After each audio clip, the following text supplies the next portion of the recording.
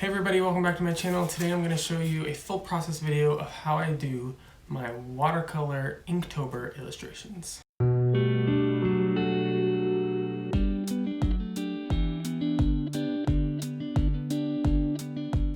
So to be honest, I don't use expensive supplies or materials because I can't really tell the difference. So I just use this watercolor paper. It's cheap. Honestly, it works fine. Like, I know a lot of people talk about you need the best archival, non-fade, whatever, fancy $100. I personally feel limited by supplies, and that if I'm not using the best of the tools, then I shouldn't make art to begin with. And I think that is promoted in the art world a lot, and I don't like that vibe because it's art. It's supposed to be fun, it's supposed to be freeing and expressive, it's supposed to be enjoyable. And if it's so expensive and only people who can afford those supplies and materials can make art, then it limits so many people from being able to express themselves creatively. So I'm more of the mind of whatever works, get it done.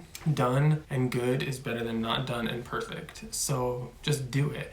So I use cheap watercolor paper and it works. I'm not an art supply snob. I'm that way with most things, like good wine versus cheap wine. They've done tests where they've shown that they take like really really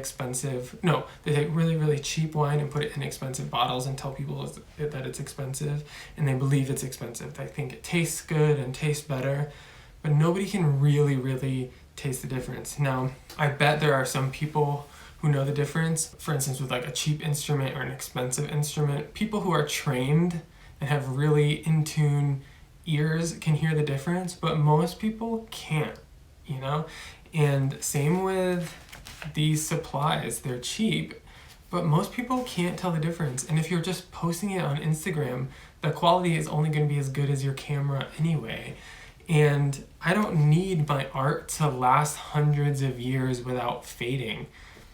That's not the goal. Like, I'm not trying to create and immortalize something. And if it's so expensive and it's not accessible, then what's the point? Not to say that there's not space for that. Like, I'm all for people, if you can afford it and you want to and you feel like you need to. But for beginner artists, for people like me, for most artists, I don't think it really matters that much. Same with the brushes that I use. I got all of these brushes online for like $3 or $4 and they work fine. I don't need expensive horsehair bristles or whatever they are, like very expensive. It's just gotta get wet and paint on it. And yeah, maybe they'll break down in a little bit of time, and I understand if you want to have high quality tools that last a long time. There's nothing wrong with that, but for the purposes of Inktober or whatever these things are, it works just fine. The tools work fine. And same with my paints. These watercolor paints that I'm using for Inktober, I got out of a dumpster. Somebody threw these away and they still work just fine. The pens I use are micron pens. Now these pens are pretty good and they are a little pricey for pens. I mean, but they're definitely on the low end of the price point for pens, and they work great. For my Inktober's, I bought a pack that included like 8 different kinds. It's the thickest one for the outlines, and then the thinner for like smaller details within those. And then I use this Jelly Roll white gel pen for highlights. And I use this blue pencil for all of my sketching and pencil lines, and I just bought an eraser as well. Okay, so here are my sketches for my ideas for Inktober. So what I did actually was, before October even started, I went through and I sketched out each of my first rough ideas, but I sketched out all 31, as you can see here, before I did any of them. And this took a while. This was something I was playing around with, a different idea. Instead of doing full body characters, just doing a head, but I decided some of the prompts were difficult to do in just the head, like the prompt shoes, for example. So I just went ahead, did little thumbnail sketches, and then the next step after that, so when I actually want to move to the full piece, so the next one that I need to work on is Rocket here. So I'm actually trying to work where I have 3 days ahead, just in case something happens or I have a headache or I'm not feeling good, I can take a day off. So I'm trying to have 3 ahead. So today I just uploaded Dune onto Instagram. Armor and Outpost are done and ready to go. And so today I need to work on Rocket. So I guess I'm like 2 ahead right now. So then what I'll do here is sort of copy my sketch out.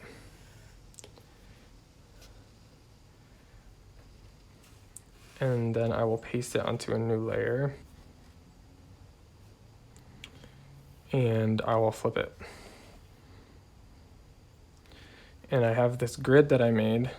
So this will be the size of the paper. And I want all of them to be relatively consistent on the same size paper. So I have this grid that they should fall into. As long as it fits within that pink grid, then it will be consistent proportions on my paper. And I have some little notes of like ideas. So I want this to be a redhead, kind of like Miss Frizzle, sort of scientist, rocket scientist kind of vibe. So after I do the thumbnail sketch, then I bring it in here and into Procreate, and I do a more detailed sketch, because this, I actually end up tracing this onto the watercolor paper before I paint it. That way I can have them all be consistent, and watercolor paper is not great for erasing and sketching and erasing and sketching, and so this allows me to get my ideas out and then make all the mistakes and changes I need to before I go into a permanent medium of paint. So I put this on a lower opacity and do a layer above it. And then I just use a 6B pencil and sketch it out from here. Most of it's consistent. Like I just go over what I already have done.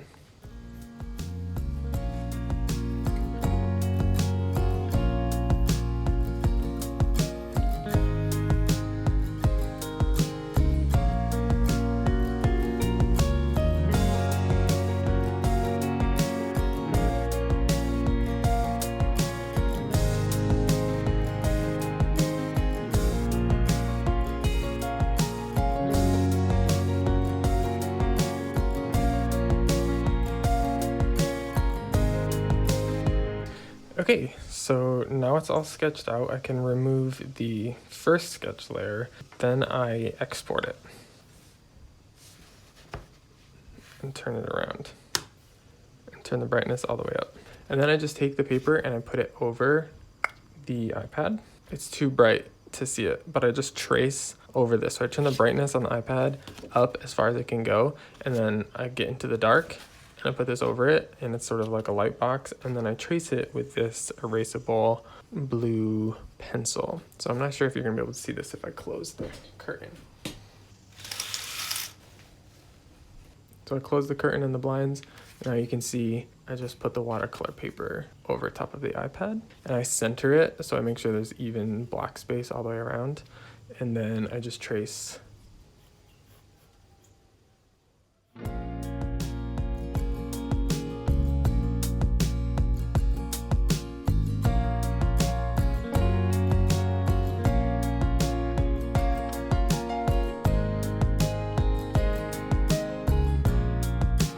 Okay, so I'm done tracing it over the iPad in this light blue pencil sketch, as you can see. And now what I have to do, oh my gosh, look, I forgot the hands. I hate hands. Okay, back to this. Okay, so now I've officially traced it in blue pencil, a nice sketch, ding. And then what I have to do is ink and outline the sketch in black ink. So I have these 3 micron pens in different thicknesses, and I use them to draw the sketch again. So this image, there's the initial sketch, the line work, the trace, and then the line work again. So I draw this image 4 times before I paint it to make sure it's right. So that's a lot and kind of exhausting, and maybe that's unnecessary, but at least I know that it's consistent and it's the same size, and I'm not wasting paper or materials. So I do most of the planning digitally.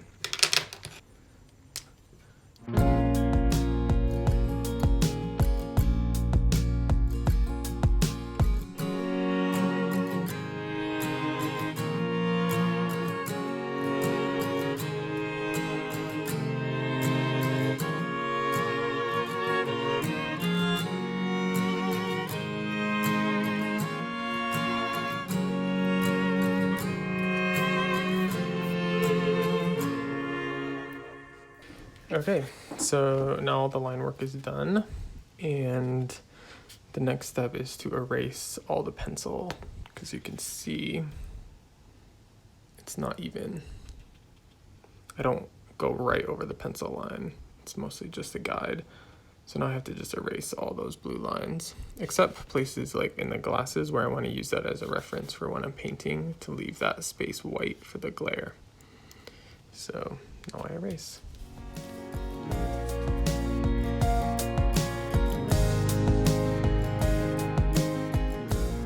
Okay, and then the final step is paint. I pretty much use one brush for the entire painting, which is just, it's a small little brush. I use one small little brush. This one, sometimes if I just want to get things wet without paint on it, but I pretty much use one brush. Just have a little thing of water that I don't even like clean out regularly. And then I have two palettes here that I use. This is the one that I use for all the basic colors. I try to keep a limited palette, so I only use what's here. Green, red, purple, blue, basically, and black. And then this is my skin tone palette, which is something new that I'm doing this year. I'm trying to do different skin tones for all 31 different characters. So I have some different shades here. I have some like burnt sienna, burnt umber, Indian red. This was my sort of like pre-Inktober watercolor test. So these were some like rough ideas of different skin tones, and so I sort of use that as a guide. So yeah, there's really nothing to it. I'm not like a watercolor expert, so I don't know what I'm doing. So then I just paint. I kind of just make it up as I go. Sometimes I will do some color tests digitally if I want to like get the composition right, but lately I've just been going for it. So I know I want her to have red hair. It's probably not going to be just bright red, and this rocket is going to be red and white stripes. Like I know that going into it, so I kind of start with that, or I start with a skin tone and then kind of see how things follow. So I know this is mostly going to be a warm palette. This is a white lab coat because she's a rocket scientist, and so I kind of want to just start there and see what happens. So yeah, I just kind of get experimenting. And I sort of mix as I go. I guess you'll see.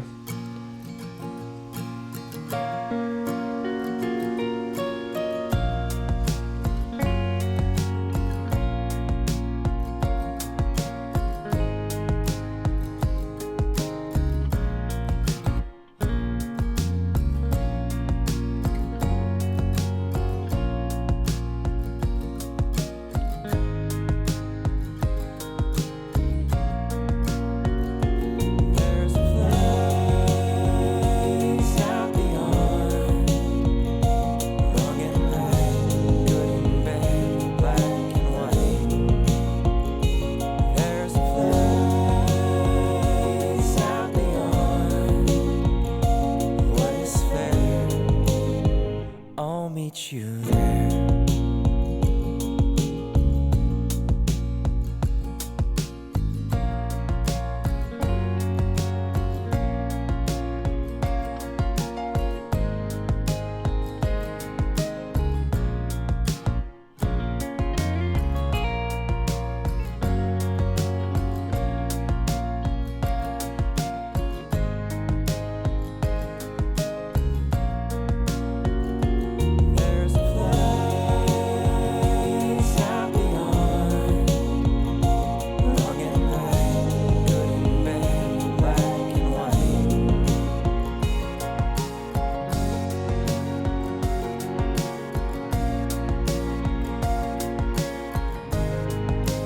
Okay, so I think I'm done enough right now with the painting. I need to let the paper dry before I can do the final details, which will be some more pen marks. I'll do some pencil marks as well, and then some white highlights with this white gel pen.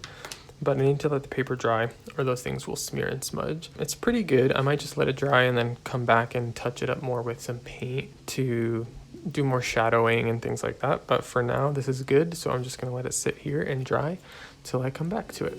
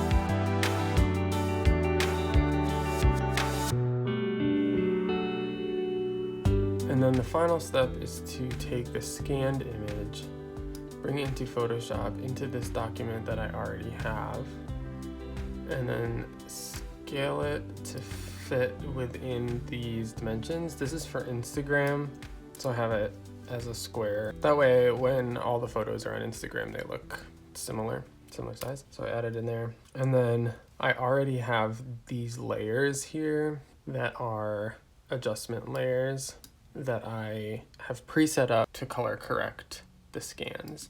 So I have like levels, hue and saturation, and a color balance. That way all the scans look similar. And so now I just export it and put it on my phone, and then I can upload it to Instagram. Thank you so much for watching this video. If you liked it, give it a like. Feel free to comment with any questions you may have or things that you would like to see in my next process video. And if you want to see more videos from me, go ahead and subscribe. I'll see you next time.